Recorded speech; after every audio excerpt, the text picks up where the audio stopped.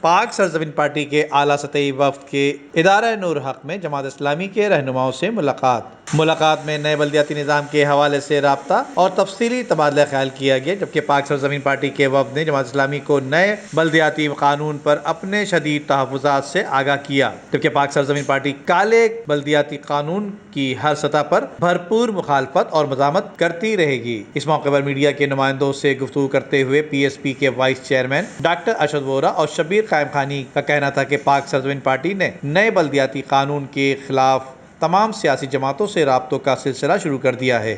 اس سلسلے میں جماعت اسلامی کے رہنماؤں سے ملاقات کی گئی ہے، جبکہ انہوں نے مزید کہا کہ سندھ میں بلدیاتی قانون کالا قانون ہے۔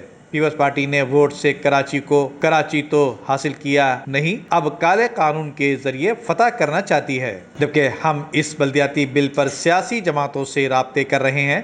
اس بل کے بعد سندھ حکومت بلدیات پر اپنے تسلط کو مکمل کرنا چاہتی ہے۔ انہوں نے کہا کہ پیپلز پارٹی ملک دشمن جماعت ہے۔ کوٹا سسٹم کے نام پر سندھ کو تقسیم کیا گیا، جبکہ پیپلز پارٹی نے شہری علاقوں کو اور دیہی علاقوں کو ہمیشہ لوٹا ہے، جبکہ پاک سرزمین پارٹی اس حوالے سے خاموش نہیں بیٹھے گی۔ اس بل کے بعد کے ایم سی کے پاس کچھ نہیں بچے گا۔ اسپتال سمیت جو بھی ادارے سندھ حکومت نے لیے، وہاں کوئی بہتری نہیں آئی۔ انہوں نے کہا کہ ہماری کسی سے لڑائی نہیں ہے، جو کراچی کا درد رکھتا ہے ان کے ساتھ ہم کھڑے ہوں گے، جبکہ ایم کیو ایم وفاقی حکومت کا حصہ ہے۔ ایم کیو ایم اس جرم میں برابر کی شریک ہے، جبکہ پتنگ کے نام پر لوگوں نے بہت ووٹ دے دیا، اب نہیں دیں گے۔ وفد میں پی ایس پی کے وائس چیئرمین ڈاکٹر ارشد وورا، شبیر قائم خانی، ڈپٹی سیکرٹری اطلاعات شمشاد صدیقی اور رکن نیشنل کونسل فرحان انصاری بھی اس موقع پر موجود تھے۔ کیمرامین امجد اقبال کے ساتھ ندیم صدیقی، میٹرو 7 پاکستان۔